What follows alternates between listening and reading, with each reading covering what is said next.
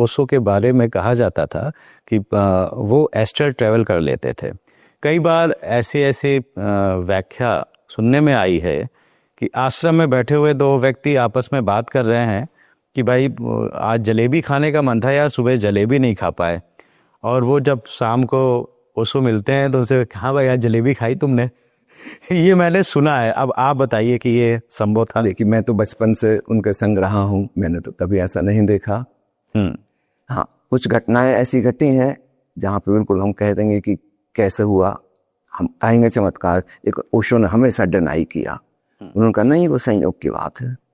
अच्छा, मान लीजिए रेलवे स्टेशन जा रहे थे ट्रेन पकड़ने के लिए और रास्ते में कुछ ट्रैफिक मिल गया और 5 मिनट लेट हो गए, और जब तक वहाँ प्लेटफार्म पर पहुंचे तब तक ट्रेन छूट चुकी थी, सामने से जाती हुई देखी, है ना। अब भगवान जाने क्या हुआ, वो ट्रेन 1 मिनट बाद रुकी, वापस रिवर्स आई, है ना। पता चला कि गार्ड कोई सामान वहां से लेना था स्टेशन से, उसने नहीं लिया, उसने वापस वो सामान डाला, फिर गाड़ी छूटी, उस ट्रेन में बैठ गए। अब बाकी के सब लोग हैरान कि चमत्कार हो गया, तो ट्रेन मिस कर गए थे, है ना।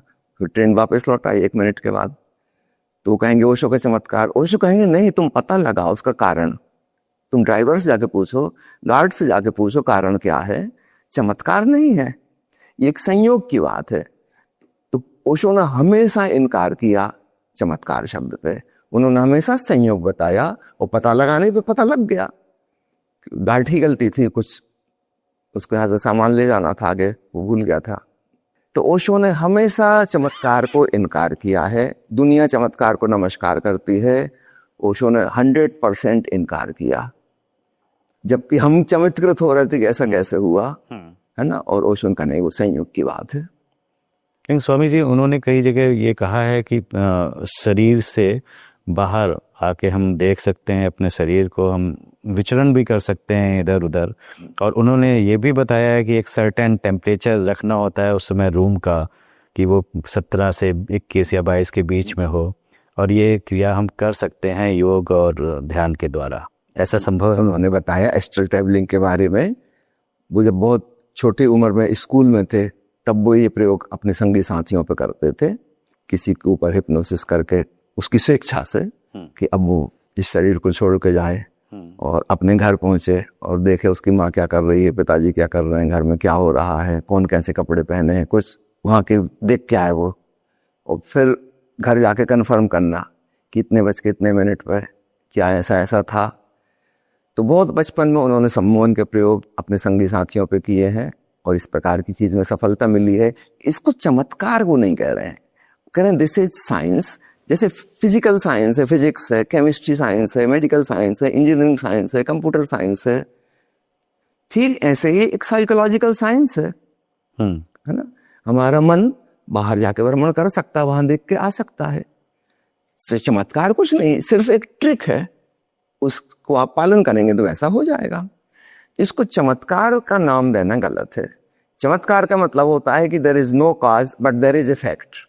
तो इसमें कॉज एंड इफेक्ट तो स्पष्ट है। एक विशेष प्रकार के सम्मोहन की प्रक्रिया से गुजरे, एक खास सुझाव दिया गया, उसको कहा गया कि वहां पहुंचो, वहां पहुंच गया, वहां का दृश्य देखा, फिर जाकर उससे कहा अब घर जाके पूछना कि क्या ऐसा ऐसा था, इतने बजकर इतने मिनट पे मैं आया था, ये ऐसा ऐसा दिखाई दिया, तो कंफर्म हो जाएगा कि वो वास्तव में गया था कि मनगढ़ंत कल्पना थी कि सपना था। तो इस प्रकार के प्रयोग ओशो ने किए, लेकिन चमत्कार की श्रेणी में नहीं आते। जैसे साइकोलॉजिकल डायमेंशन में घटनाएं घटती हैं, तो सामान्य घटनाएं हैं। अक्सर ऐसा होता है कि रात को हमारा सूक्ष्म शरीर छोड़ के चला जाता है। हमें कभी कभी सपना आता है कि मैं आकाश में उड़ रहा हूं, और कभी सपना आता है मैं अतल खाई में गिरता जा रहा हूं, गिर रहा घबराहट हो जाती है। इन दोनों स्थितियों में हमारा सूक्ष्म शरीर और स्थूल शरीर अलग अलग हो गए। डीप रिलैक्सेशन में अलग होते हैं। अब वो डीप रिलैक्सेशन चाहे नींद में आए, चाहे समाधि में आए, चाहे हिप्नोसिस में आए। हिप्नोसिस का मतलब होता है इनवाइटेड स्लीप, हम जानबूझ के रिलैक्स हुए सेल्फ सजेशन के द्वारा। तो नींद में जो अवस्था बन जाती शरीर वैसा हो गया, तब ये सूक्ष्म शरीर उससे अलग हो जाएगा और ये अपने मन चाही जगह पहुंच सकता है, जा सकता है। अक्सर जिन लोगों को उड़ने का सपना आता है उनको बार बार रिपीट होता है। बचपन में तो बहुत ज्यादा आता है, क्योंकि छोटे बच्चे की चेतना तो तुरंत वो नींद में गया और बाहर निकली। फिर जैसे जैसे हम बड़े होते जाते हैं इसकी फ्रिक्वेंसी कम होती जाती है। 14-15 साल में सेक्सुअल मैच्योरिटी आने के बाद हम बहुत ज्यादा बॉडी ओरिएंटेड हो जाते हैं और फिर ये बाहर निकलने की घटना कम घटती है। छोटे बच्चों में बहुत आसानी से हो जाती है। जब गर्भ में शिशु होता है वहां के, उस समय एक्चुअल उसका सूक्ष्म शरीर वहां नहीं होता, वो आसपास मंडराता है, अभी उसने प्रवेश नहीं किया।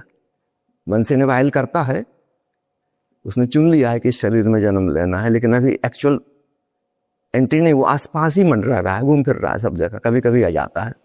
जैसे आपने एक मकान का निर्माण हो रहा है, अभी आपने चुन लिया है, पसंद कर लिया है, बयाना दे दिया है कि ये मकान आपका होगा, लेकिन अभी मकान बन रहा है, अभी आप वहां रहने नहीं लगे, आप अपने घूमते फिरते हैं दुनिया भर के, कभी आके फिर देख जाते हैं कि ठीक ठाक बन रहा है कि नहीं बन रहा है। तो एक्चुअली जब जन्म होता है बच्चे का, तब से उसने परमानेंट रेसिडेंस वहां शुरू किया, और जैसे वो नींद में जाता है, रिलैक्स हुआ, स्वतंत्र है वो, फिर कोई तकलीफ हुई शरीर में, फिर वापस आ गया, है ना।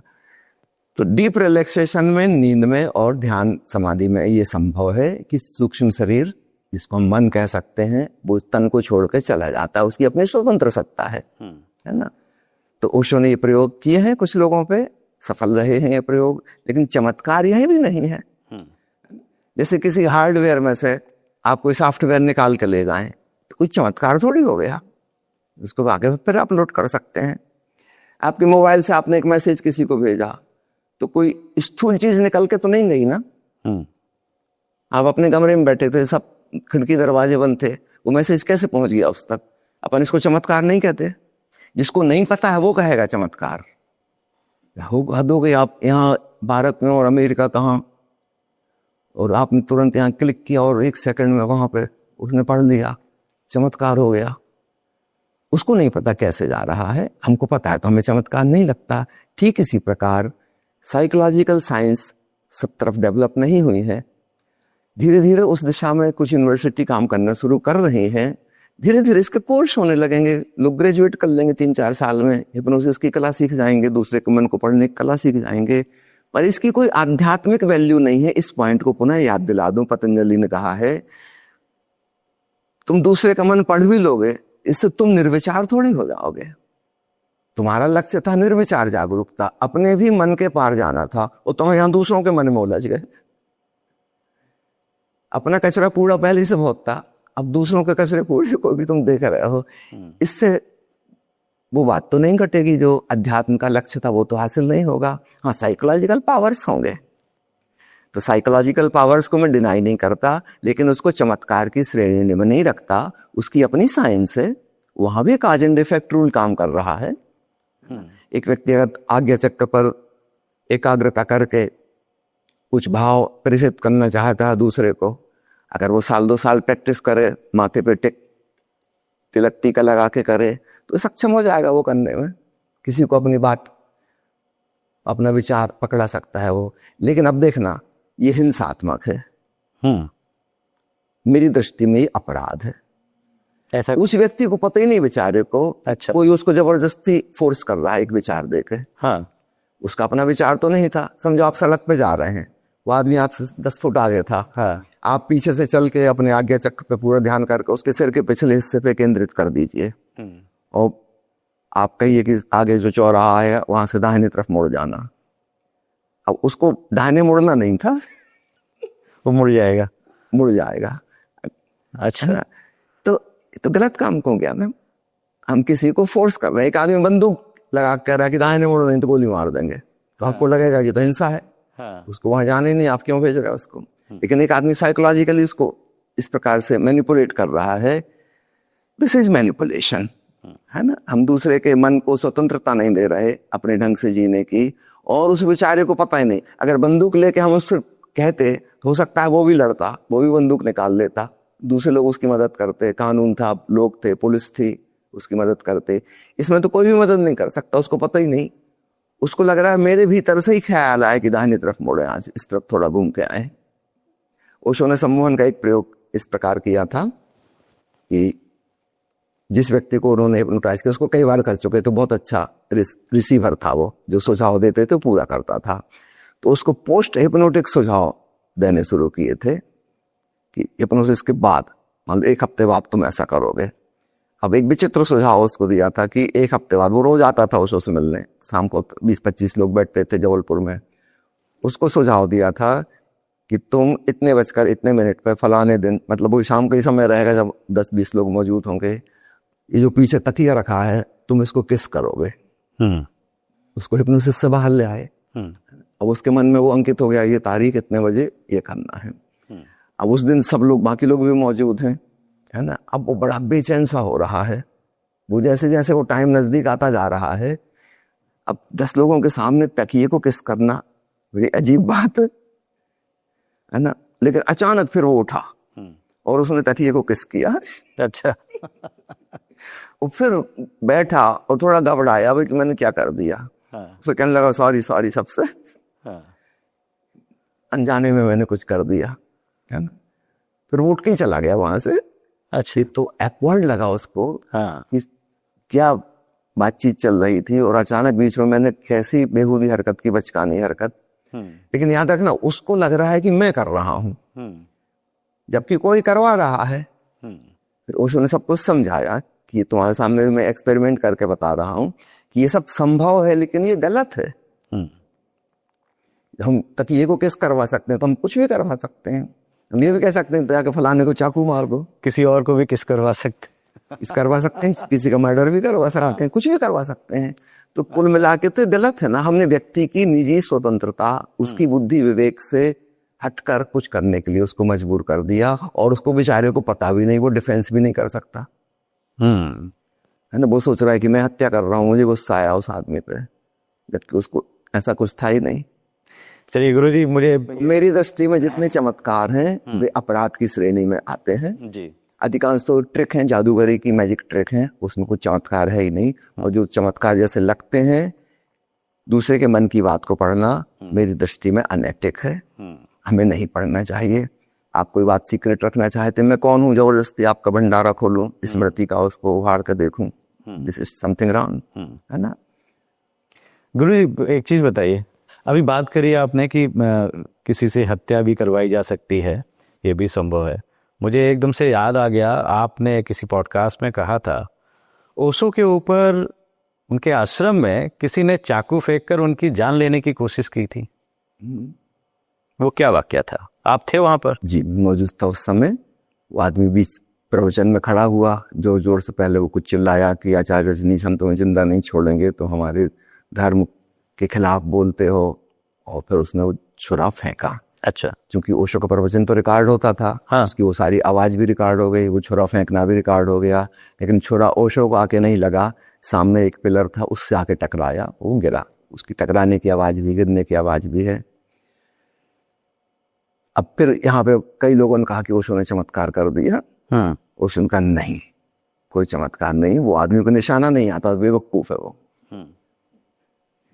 उसने प्रैक्टिस नहीं की निशाना लगाने की, काफी दूर जाके चाकू गिरा, है ना। ओशो का ये चमत्कार नहीं है। सन्यासी मित्र उसको पकड़ के बाहर ले गए ताकि प्रवचन में वो डिस्टर्ब ना करे। उसी समय पुलिस वाले आए, ओशो को बचाने के लिए नहीं, उसको बचाने के लिए। वो पुलिस में लिखवा के आया था कि मैं आचार्य रजनीश का मर्डर करने जा रहा हूँ, इतने बजे मैं उनकी मर्डर करूंगा और आप लोग मुझे रक्षा करने के लिए इतने बजे पहुंच जाना। तो पहले से ही बता के आया था? पहले से बता के आया था पुलिस में। अच्छा। गवर्नमेंट का सपोर्ट, और वो लोग ठीक समय पे आए उसको बचाने के लिए। किसकी गवर्नमेंट थी उस समय? कांग्रेस गवर्नमेंट थी। कांग्रेस गवर्नमेंट थी।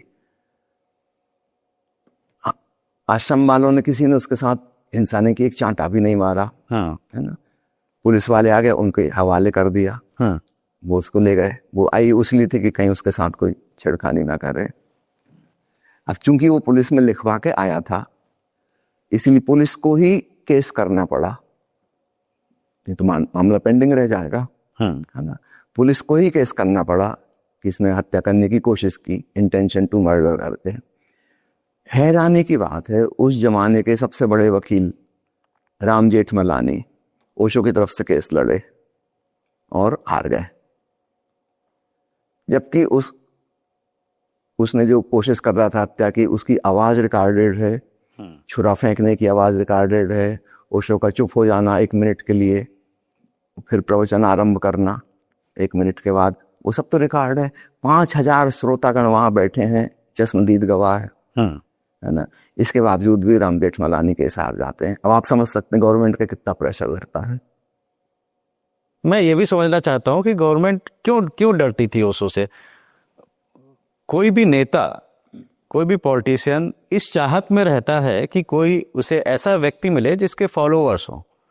अभी मैं छोटी सी अगर एक उदाहरण दूं आपको, अगर सभासद और कॉर्पोरेट का भी इलेक्शंस होता है तो वो अपार्टमेंट में जाके वहाँ का जो प्रेसिडेंट होता है उससे मिलते हैं कि हाँ ये 400-500 फ्लैट है, इसको सब जानते हैं, तो उसको जाके सेट कर लो किसी तरह।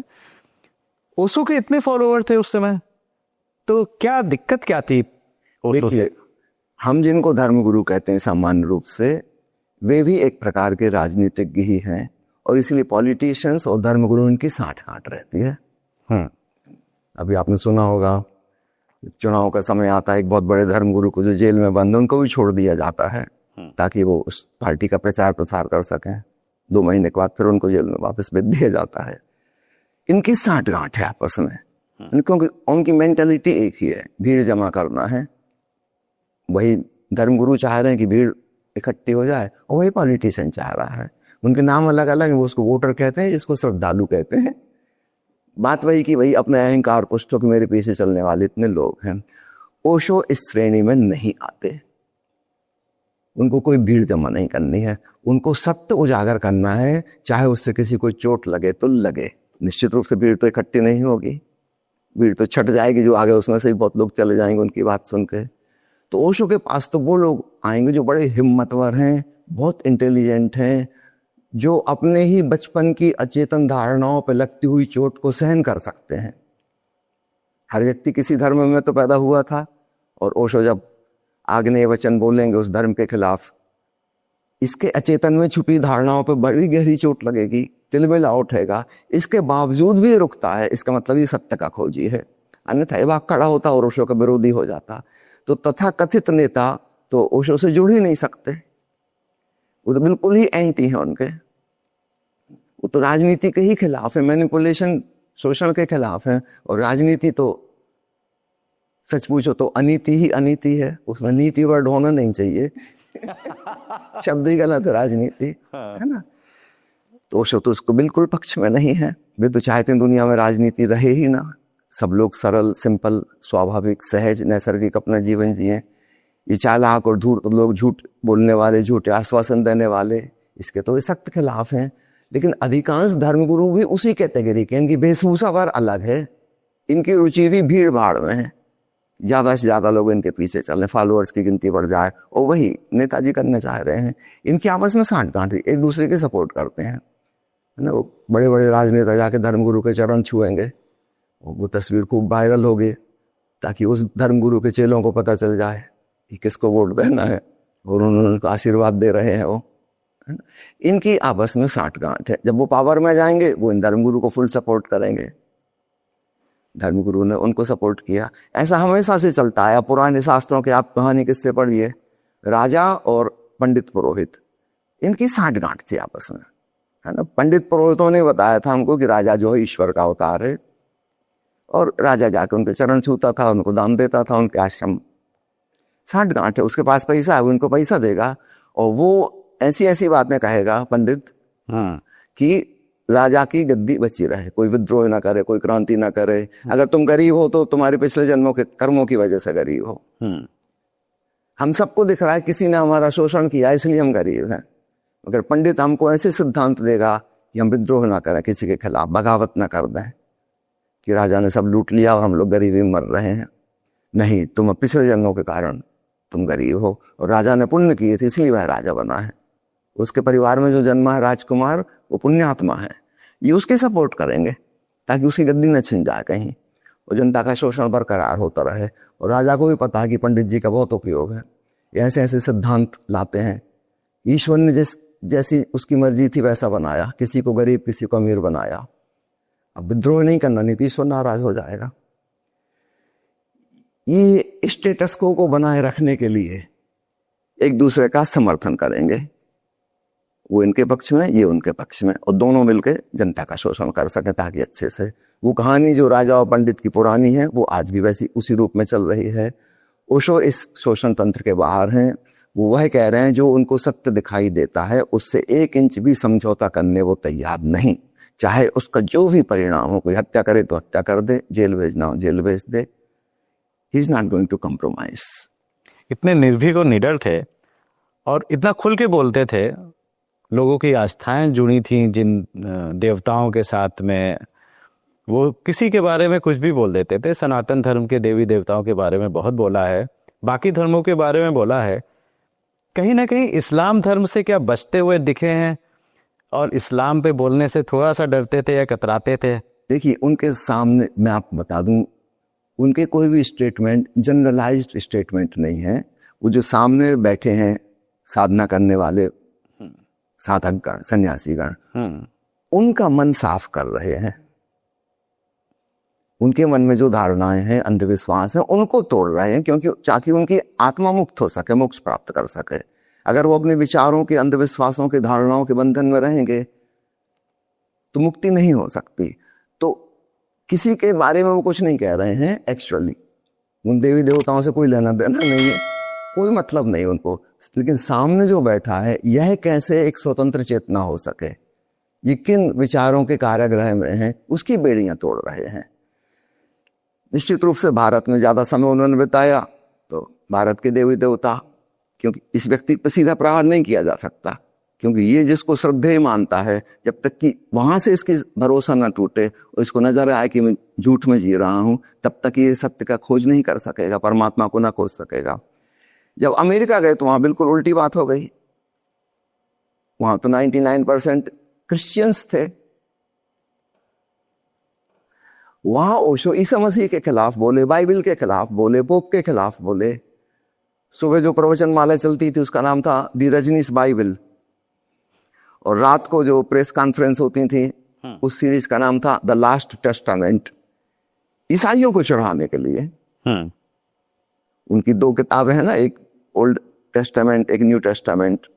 ओशो ने कहा द लास्ट टेस्टामेंट, वो उस नाम से किताब प्रकाशित होती थी।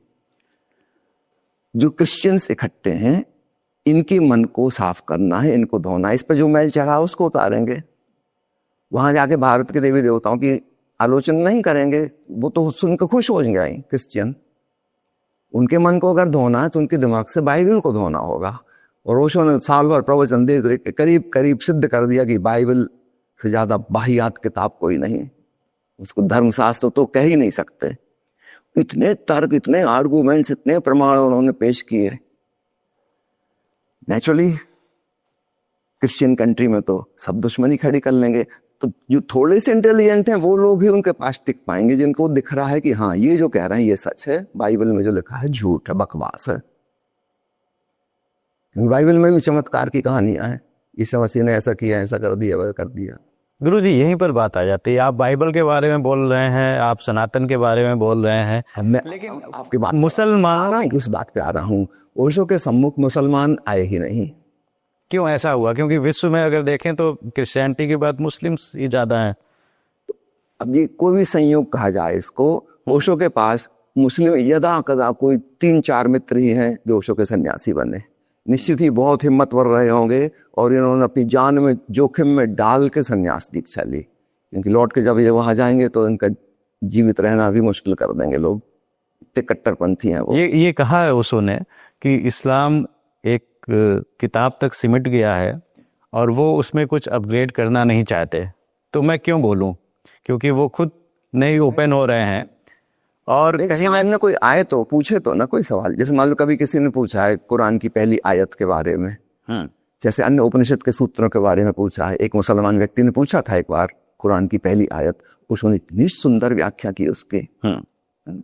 सूफियों के बारे में तो कितनी सीरीज हैं। ये कट्टरवादी मुसलमानों से हटके हैं सूफीज्म जो है।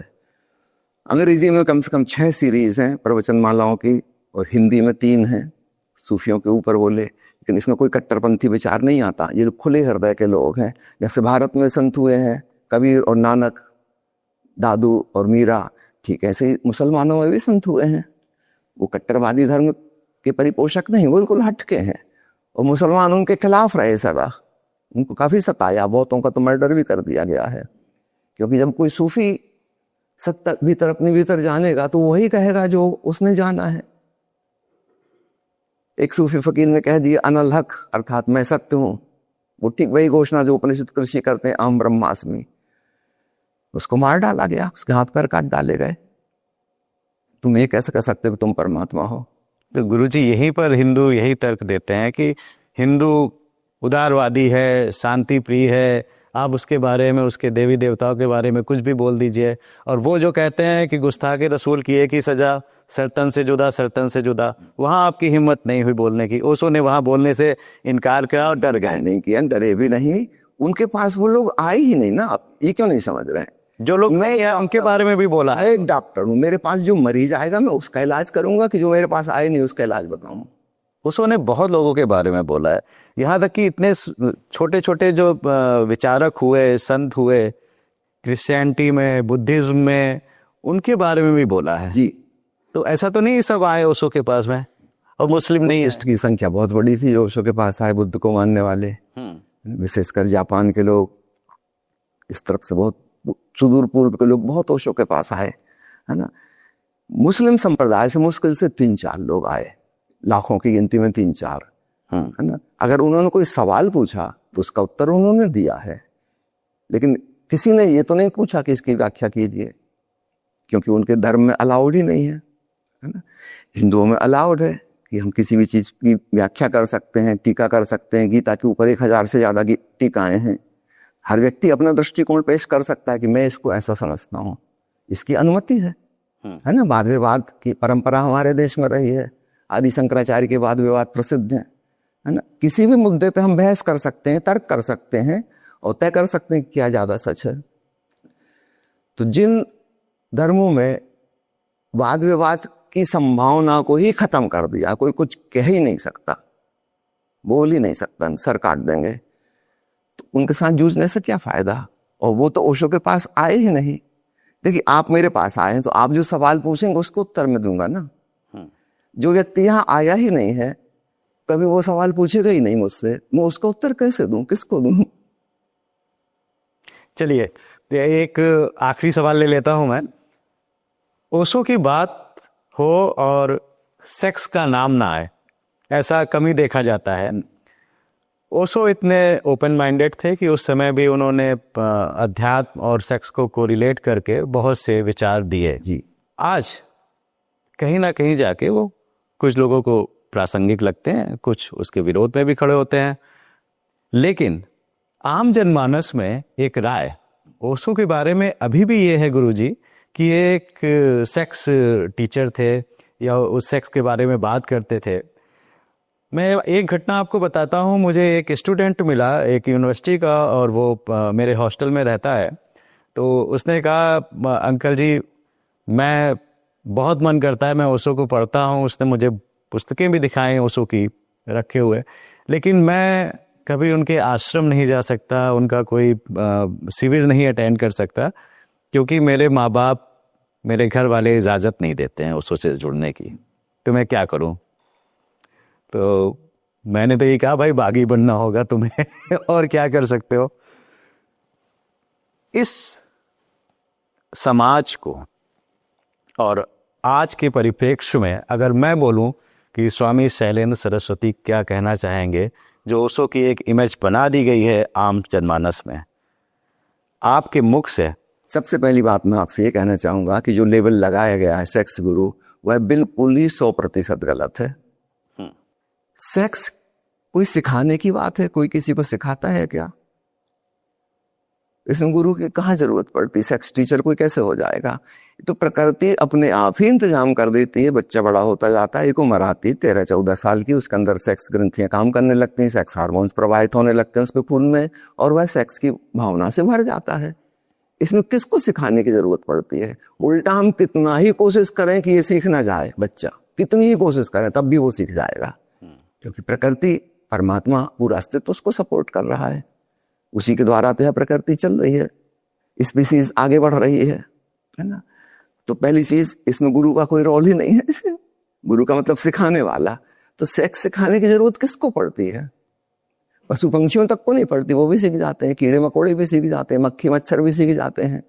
प्रतिदिन मच्छर 250 अंडे देता है, किसने सिखाया? तो उसको किसी सेक्स गुरु की जरूरत पड़ती क्या? मछलियां भी सीख जाती हैं, बैक्टीरिया वायरस भी सीख जाते हैं। वायरस तो 24 घंटे में 1 से 1 अरब हो जाते हैं हमारे शरीर में प्रवेश करके। 24 घंटे में 1 से 1 अरब। किसने सिखाया था उनको? ये तो प्रकृति का खेल चल रहा है। तो पहली चीज, यह लेवल इसलिए गलत है क्योंकि सेक्स गुरु की कोई जरूरत ही नहीं किसी को, वो तो अपने आप प्रकृति ने सिखा दिया। हाँ, ओशो क्या सिखा रहे हैं? मैं दूसरा लेवल लगाऊंगा। ओशो है समाधि गुरु।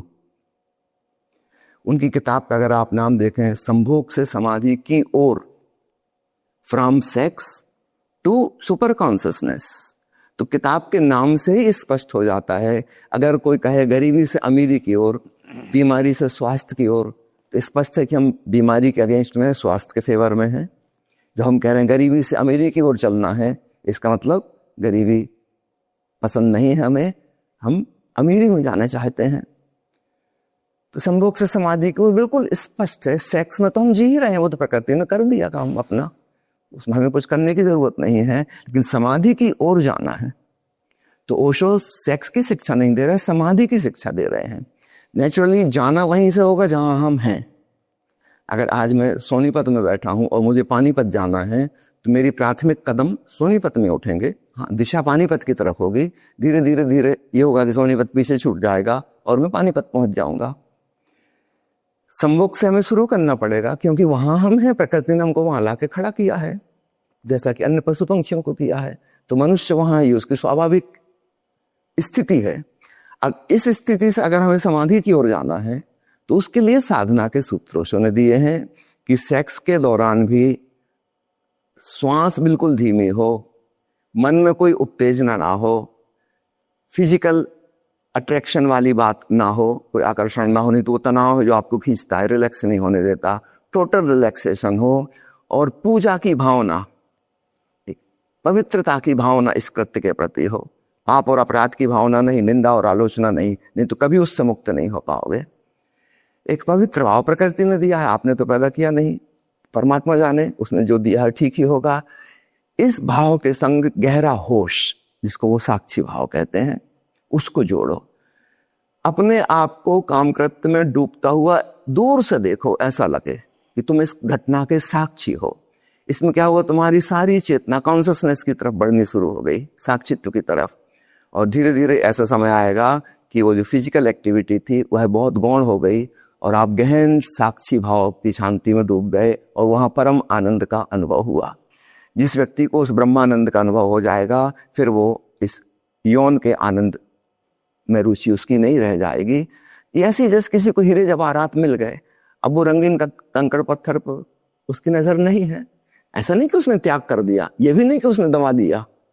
तो यौन के दमन के लिए भी नहीं कह रहे, त्याग के लिए भी नहीं कह रहे। हाँ, भोग में योग वाली घटना को जोड़ना है, और वो है साक्षी भाव, दृष्टा भाव।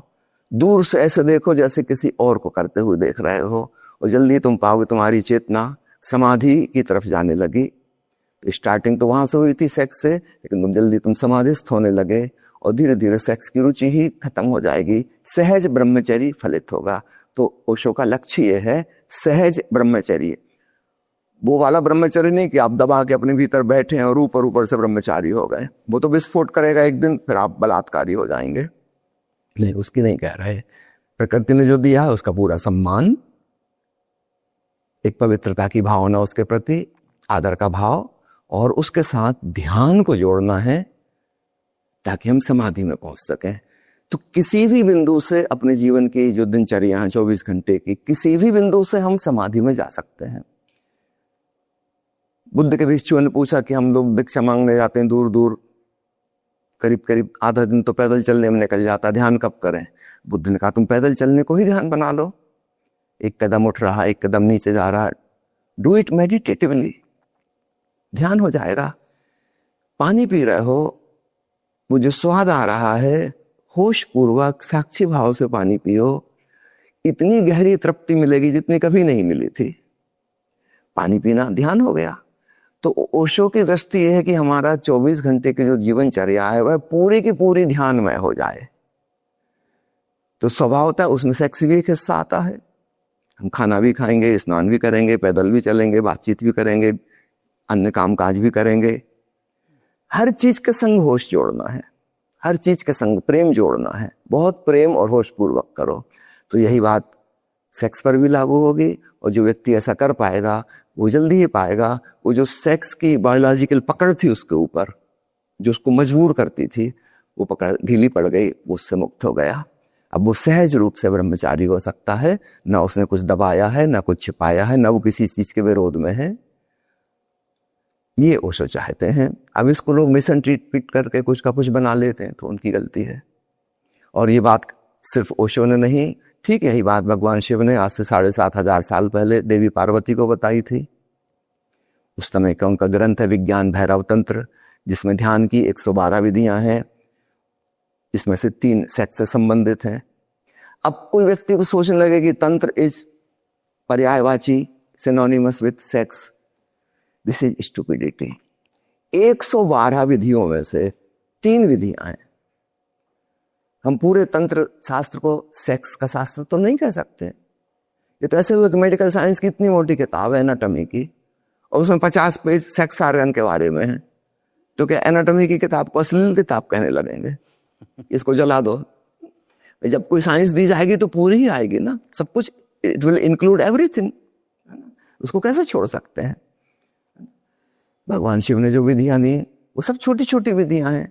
कि सांस ले रहे हो तो कैसे लो, छींक आ रही है तो उसके पहले सचेत हो जाओ। सब छोटी छोटी विधियां हैं। झूला झूल रहे हो तो उस झूलने में कैसे ध्यानस्थ हो जाओ। बैलगाड़ी में यात्रा कर रहे थे, उसके दचके लग रहे थे, उसमें कैसे ध्यानस्थ हो जाओ। ऐसी कोई चीज नहीं जो हम अलग से करना है विज्ञान धैर्य तंत्र में। जो रोजमर्रा की हमारी जिंदगी में उसमें हो ही रहा है।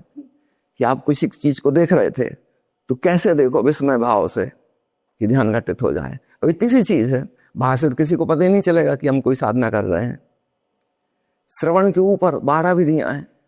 कैसे सुनो, केवल सुनना, केवल सुनने की 12 विधियां। 112 में से 12 विधियां तो सुनने की हैं। अच्छा, किस ढंग से सुनो कि तुम्हें परमात्मा का अनहद नाद सुनाई देने लगे। कहीं से भी शुरू करो, पहुंच जाओगे परमात्मा में। उन 112 विधियों में 3 विधियां सेक्स की भी हैं। कोई भी व्यक्ति जब एक वैज्ञानिक दृष्टिकोण पेश करेगा वो ऑल इंक्लूसिव होगा, उसमें सब कुछ आएगा। उस समय भी लोगों ने भगवान शिव की खूब निंदा की होगी, और वो 3 विधियों के पीछे शिवलिंग की आराधना करने लगे। लिंग ही उनका प्रतीक बना दिया गया। मूढ़ लोगों का क्या करो, हर चीज में से कुछ गलत निकाल लेते हैं। वो इतनी बढ़िया चीज उन्होंने बताई थी, जीवन के हर छोटे छोटे कृत्य को ध्यानपूर्ण कैसे बनाया जाए, है ना। हमने शिव को ही लिंग रूप में ही बदल कर रख दिया कि जैसे यही सब कुछ है, यही सब कुछ नहीं है। यहां से भी शुरुआत की जा सकती है। This is one of the ways. 112 point उन्होंने बताए हैं, उनमें 3 पॉइंट ये भी है।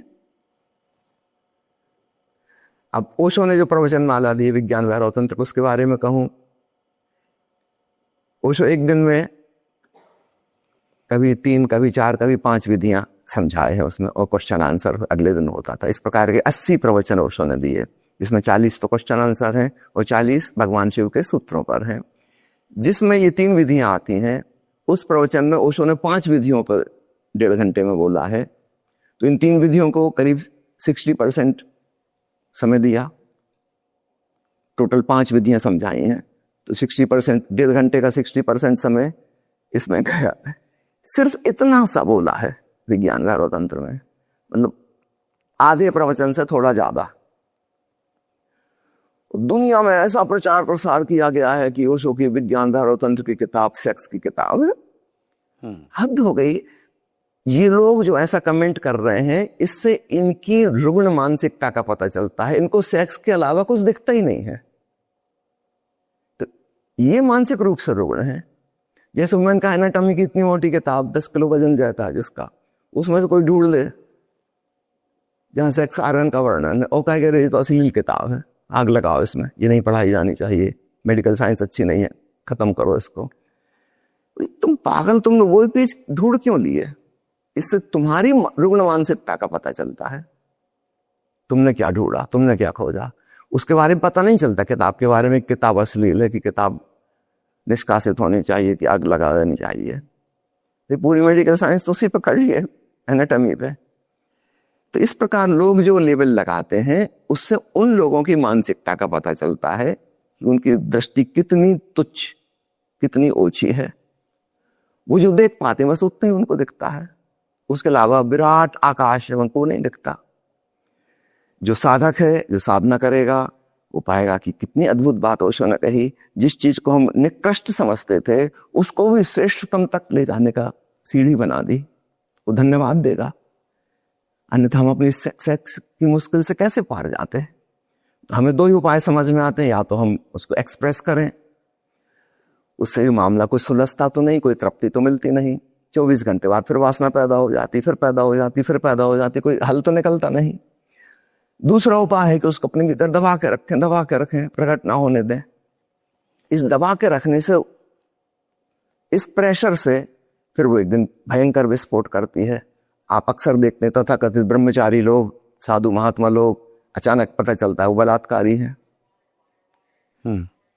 इनको गलत शिक्षा दी गई थी। और मैं तो कहूंगा कि इस व्यक्ति को दोष नहीं देना चाहिए, इसको सजा नहीं देना चाहिए जो बलात्कारी हो गया है। इनको बताना चाहिए जिस शिक्षा का तुम पालन कर रहे थे वो गलत है। ये जो बलात्कारी बन गया महात्मा, he is a victim of that education. इसके साथ सिंपैथी होनी चाहिए। एक गलत शिक्षा का दुष्परिणाम है ये। तो वो तो हम करते नहीं। हम अपने शास्त्रों की तो पूजा किए जाएंगे जो कह रहे हैं काम का दमन करो, और जो दमन कर रहे थे और बाद में व्यभिचारी साबित हो गए उनको हम सजा देते जाएंगे। इससे हल तो कुछ होने वाला नहीं, आगे आने वाली पीढ़ी फिर वही करेगी। व्यक्तिगत दोष देने से क्या होगा? तो कोई भी अगर वैसा करेगा, काम का दमन करेगा जबरदस्ती, तो आप नेचर से लड़ नहीं सकते। परमात्मा की दी हुई शक्ति, आप उसको विजयी नहीं हो सकते। एक दिन वो आपको परास्त करके रख देगी चारों खाने चित्र। तो ओशो जो दे रहे हैं वह बिल्कुल वैज्ञानिक दृष्टिकोण है। अपने जीवन की ऊर्जा को ऊर्ध्वगामी कैसे बनाएं। वो जो मूलाधार और स्वादिष्ठान पर, निचले चक्रों पर जीवन शक्ति है, प्रकृति ने हमको वहां तक दी है, नीचे के 2 चक्रों तक। उसको ऊपर आज्ञा चक्र और सहस्त्रार पे कैसे लाएं जहां समाधि फलित हो सके। तो उसकी एक टेक्निक है, उसकी विधि है। अगर ओशो पर लेवल लगाना है तो समाधि गुरु का लेवल लगाओ, ये मेरा कहना है। वाकई स्वामी जी, आपसे बात करके जो ज्ञान चक्षु है वो तो खुल ही गए, लेकिन जो प्रश्नवाचक चिन्ह थे वो भी गायब हो गए काफी। और मुझे उम्मीद है आप लोगों के भी गायब हो गए होंगे।